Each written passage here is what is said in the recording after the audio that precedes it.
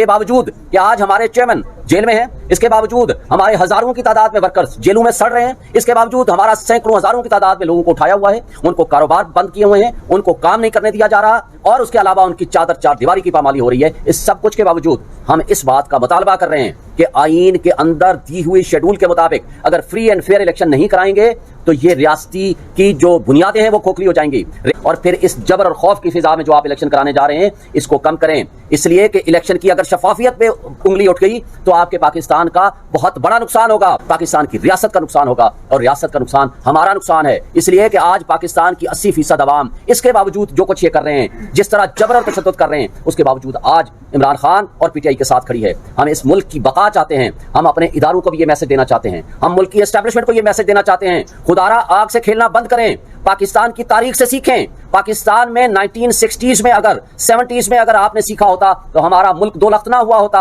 आज हम इकट्ठे बैठे होते। आप किसी की दुश्मनी और किसी एक बंदे की अना के खिलाफ एक बंदे की दुश्मनी में इतना आगे ना चले जाएं जो कि आपने माजी में 16 महीने ये एडवेंचर करके देख लिया कि जिस वक्त आपके 24 बिलियन डॉलर आपके रिजर्व थे, आज आपके मांगे तांगे के 4 बिलियन डॉलर हैं। जिस वक्त आपकी चलता हुआ मुल्क बेहतरीन 6.1% जीडीपी थी, आज आपका 0.3% है और आगे नेगेटिव हो जाएगी। जब आपका डॉलर 170-178 के दरमियान फ्लक्चुएट करता था, आज आपका 320 में नहीं मिल रहा। ये मुल्क को गैर यकीनी कैफियत से निकालें। आपके लिए रियासत इंपॉर्टेंट होनी चाहिए, अवाम इंपॉर्टेंट है। और अगर जिस तरह की बेरोजगारी बढ़ रही है, जिस तरह महंगाई 12% से उठा करके आपने 38% पे पहुंचा दी है और ये आगे 38 तक नहीं रहेगी, ये 78% पर जाएगी। लोगों के पास खाने को पैसे नहीं है, लोगों को आपने किस चक्रों में डाल दिया है। और आज केयर टेकर जो 100 कार्ड बैठे हुए हैं, क्या ये केयर टेकर या ये निगरान गैर जानबदार कहलाने के काबिल हैं कि जो सारे टारगेट कर रहे हैं पूरी पुलिस, पूरी लॉ एनफोर्समेंट एजेंसीज, किसी तरीके से इमरान को और पीटीआई को हम क्रश कर सकें। लेकिन लोगों के दिलों से मोहब्बतें कैसे निकालोगे?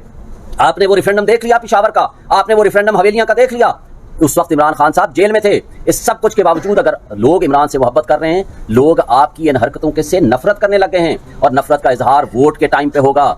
इसलिए ये इलेक्शन से भाग रहे हैं। ये सारी पीडीएम की जमातें ये नहीं चाहती कि इलेक्शन वक्त पे हो और उनको शिकस्त फाश हो। हम ये कहते हैं कि मुल्क की खातिर खुदारा सारे स्टेक होल्डर्स सोचें, तमाम जमहूरी ताकतें भी अपने आप को रिकंसीडर करें और इस मुल्क की खातिर, अवाम की खातिर अपने रवैयों को ठीक करें। इसके बावजूद कि आज हमारे चेयरमैन जेल में हैं, इसके बावजूद हमारे हजारों की तादाद में वर्कर्स जेलों में सड़ रहे हैं, इसके बावजूद हमारा सैकड़ों हजारों की तादाद में लोगों को उठाया हुआ है, उनको कारोबार बंद किए हुए हैं, उनको काम नहीं करने दिया जा रहा और उसके अलावा उनकी चादर चार दीवारी की पामाली हो रही है। इस सब कुछ के बावजूद हम इस बात का मुतालबा कर रहे हैं कि आईन के अंदर दी हुई शेड्यूल के मुताबिक अगर फ्री एंड फेयर इलेक्शन नहीं कराएंगे तो ये रियासती की जो बुनियादें हैं वो खोखली हो जाएंगी और फिर इस जबर और खौफ की फिजा में जो आप इलेक्शन कराने जा रहे हैं इसको कम करें, इसलिए कि इलेक्शन की अगर शफाफियत पे उंगली उठ गई तो आपके पाकिस्तान का बहुत बड़ा नुकसान होगा, पाकिस्तान की रियासत का नुकसान होगा और रियासत का नुकसान हमारा नुकसान है। इसलिए कि आज पाकिस्तान की 80% अवाम इसके बावजूद जो कुछ ये कर रहे हैं, जिस तरह जबर और तशद्दुद कर रहे हैं, उसके बावजूद आज इमरान खान और पीटीआई के साथ खड़ी है।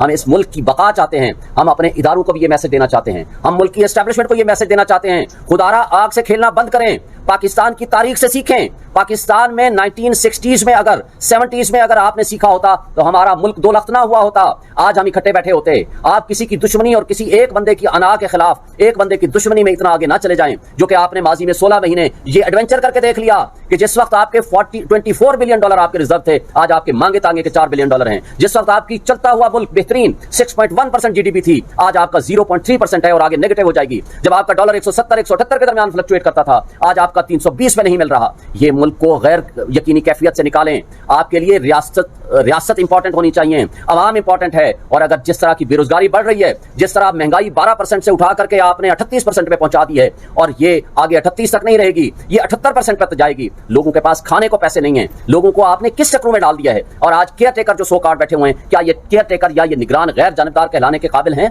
कि जो सारे टारगेट कर रहे हैं पूरी पुलिस, पूरी लॉ एनफोर्समेंट एजेंसीज, किसी तरीके से इमरान को और पीटीआई को हम क्रश कर सकें। लेकिन लोगों के दिलों से मोहब्बतें कैसे निकालोगे?